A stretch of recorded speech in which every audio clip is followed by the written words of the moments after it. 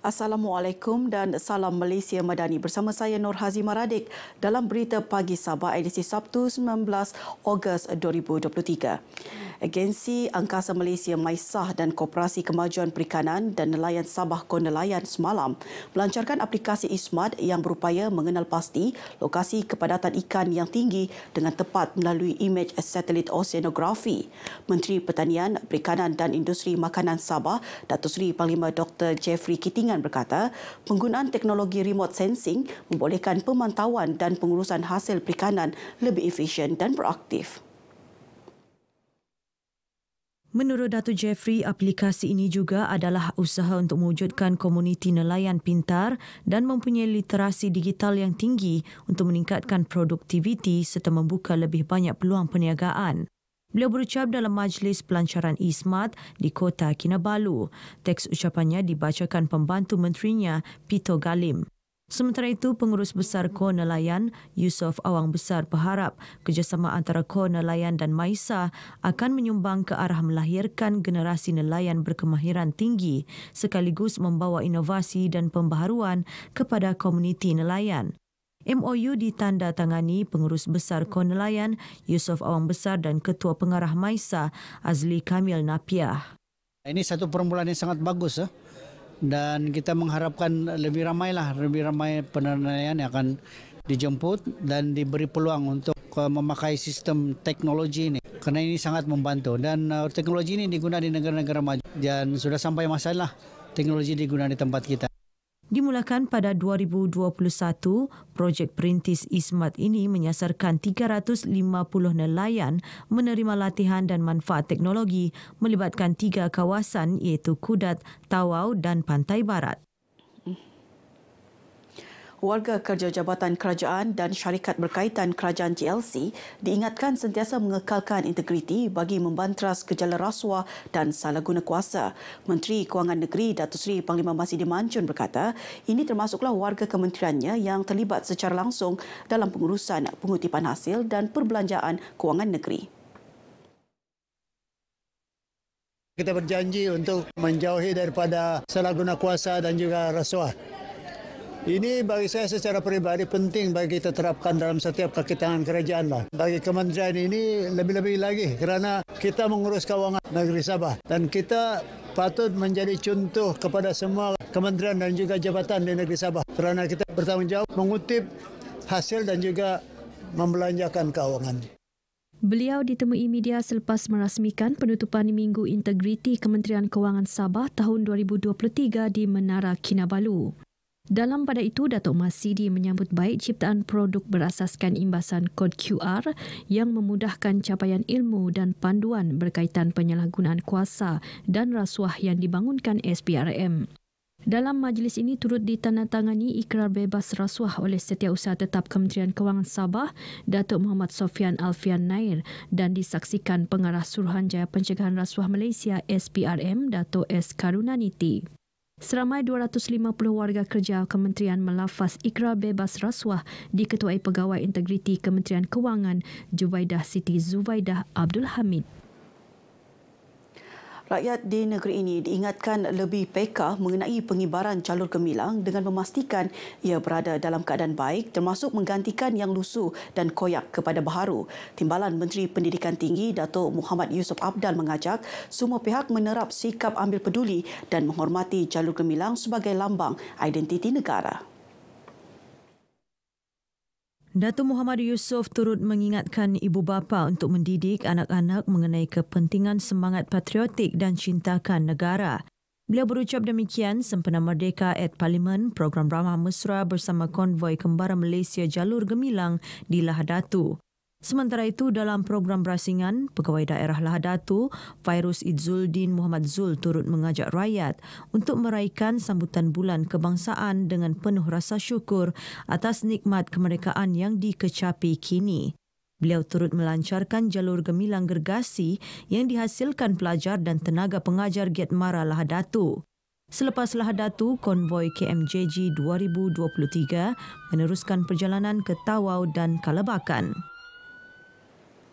Permohonan asrama bagi Kolej Tingkatan 6 Kota Kinabalu akan segera diajukan kepada Menteri Pendidikan Malaysia. Timbalan Menteri Sumber Manusia yang juga ahli Parlimen Sepanggar, Mustabah Sakmud berkata, kemudahan asrama itu bagi mengurangkan beban yang ditanggung ibu bapa dan pelajar.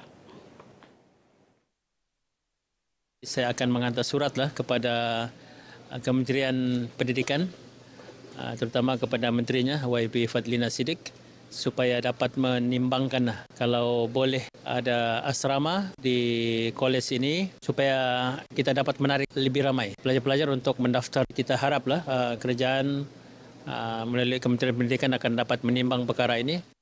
Mustabah ditemui media selepas Majlis Anugerah Pelajar Cemerlang STPM 2022 Parlimen Sepanggar dimenggatal. Majlis menyaksikan penyampaian sijil kepada 61 pelajar cemerlang, anugerah khas dan anugerah Sekolah Cemerlang STPM 2022 kepada Kolej Tingkatan 6 Kota Kinabalu yang mencatat kelulusan 100%. Ingin mencuba yang terbaik, menjadi diri yang terbaiklah. Tidak ada faktor luar juga macam ibu bapa ingin membanggakan diorang dan juga sekolah, tapi yang paling menjadi motivasi adalah untuk mencuba yang terbaik.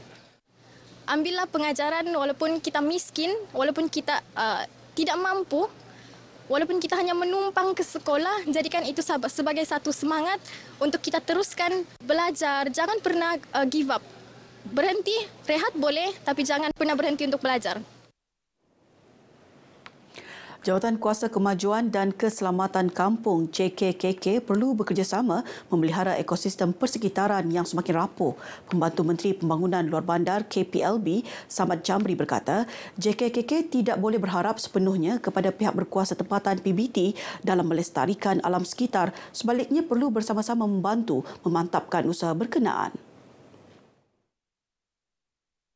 Menurut Samad Jamri, ia sekaligus bagi memastikan kawasan luar bandar tidak terdedah kepada pengurusan pepejal tidak teratur yang akan memberi kesan buruk pada masa akan datang. Kita harap agar mereka dapat memainkan peranan mereka di kampung masing-masing agar pengurusan sisa pepejal dan kelestarian alam sekitar ini tidak terbeban kepada pihak berkuasa itu sahaja. Namun demikian ianya harus dipikul oleh pimpinan di kampung. Beliau ditemui pemberita RTM selepas merasmikan penutupan program kursus pengurusan sisa pepejal dan kelestarian alam sekitar luar bandar di Sandakan. Tambah Samad, program anjuran KPLB ini adalah langkah awal untuk menerapkan kesedaran kepentingan menjaga alam sekitar bermula dari peringkat akar umbi.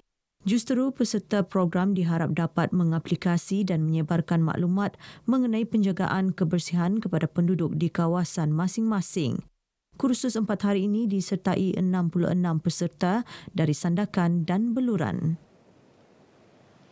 Penduduk kampung dinasihatkan untuk tidak membuat apa sahaja pembangunan maupun rumah di tebing tanah rizab sungai. Adun Liawan Dato' Anwar Ayub berkata, ini kerana ia akan mengganggu ekosistem sungai dan menyebabkan risiko banjir sekaligus mengakibatkan kerugian harta benda dan mengancam keselamatan penduduk.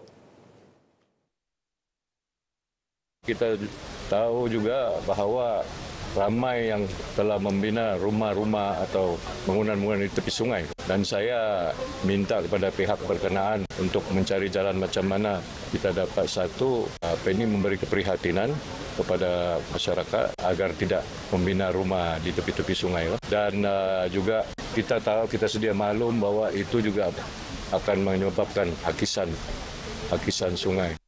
Beliau ditemui RTM selepas merasmikan tagal tradisi di Keningau. Terdahulu dalam ucapannya, Dato' Anwar yang juga pengerusi Sabah Energy Corporation Sendirian Berhad berharap tagal yang diusahakan penduduk kampung mampu mencana pendapatan mereka dan menjaga ekosistem sungai. Jawatan Kuasa Penyelarasan Pencegahan Kebakaran Terbuka di kawasan Tanah Gambut dan kawasan-kawasan berisiko kebakaran siap sedia menghadapi sebarang kemungkinan berlaku kebakaran di kawasan Semenanjung Klias, Beaufort. Ini berikutan maklumat Jabatan Meteorologi Met Malaysia akan berlaku musim panas dan kering yang dijangka bermula November tahun ini. Pengarah Jabatan Alam Sekitar Sabah, Amirul Arifin berkata, mesyuarat membincangkan persediaan telah pun diadakan membabitkan pelbagai agensi, antaranya Pejabat Daerah Beaufort, Jabatan Mineral dan Geosains, Jabatan Perhutanan Sabah, Met Malaysia dan Jabatan Bomba dan Penyelamat Malaysia, JBPM. Turut dilaksana usaha meningkatkan kesedaran orang awam terhadap kesan buruk pembakaran terbuka, terutama di kawasan tanah gambut. Ini sangat penting terutamanya untuk kawasan gambut yang kita ada di Semenanjung Klias ini di Beaufort. Perlu kita lindungi dan juga memahamkan penduduk kampung yang berhampiran untuk mendengar dan melihat sendiri bagaimanakah kesiapsiagaan menghadapi isu kemarau ataupun yang jangkaan kurang hujan kita terimalah pada mulai November. Amirul ditemui pemberita selepas menyaksikan demonstrasi pengoperasian telaga tiup oleh Jabatan Mineral dan Geosains serta pemadaman kebakaran tanah gambut oleh JBPM Sabah. Beliau berkata jawatan kuasa berkenaan juga sentiasa memastikan pengoperasian infrastruktur yang dibina termasuk telaga tiup dalam keadaan siap sedia dan berfungsi dalam pencegahan dan pemadaman kebakaran di tanah gambut. Setakat ini, 13 telaga tiup dan 4 menara tinjau telah dibina di kawasan tanah gambut Semenanjung Klias. Turut dibina sekatan saliran, kolam takungan dan saluran paip air. Sementara itu, Pengarah Jabatan Mineral dan Geosains Sabah, Dr. Frederick Francis Tating berharap lebih banyak telaga tiup dibina di kawasan tanah gambut. Pada pandangan saya mungkin itu tidak mencukupi. Ya, jadi boleh lagi tambahlah. Tapi ini bergantung kepada peruntukan yang sudah ada, peruntukan yang akan disalurkan dan juga mungkin bergantung kepada dia punya macam mana kita akses kawasan itulah, kawasan-kawasan yang akan dicadangkan. Sekian berita pagi Sabah, menyusul selepas ini berita pagi Sarawak. Saya Nur Haji Maradik, Malaysia Madani, tekad perpaduan penuhi harapan. Terima kasih tak semimon. Setia bersama ATM Sabah. 你是我们的动力，你是我们的灵感。Kami patuhi amuan. Ia akan. Okay, mic check 1 2 let's go. You know what it is. Yang sahih paling laris. Update tanpa halangan baris bengkok kami garis. Tiap halaman akbar. Siang dan malam full bar. Bila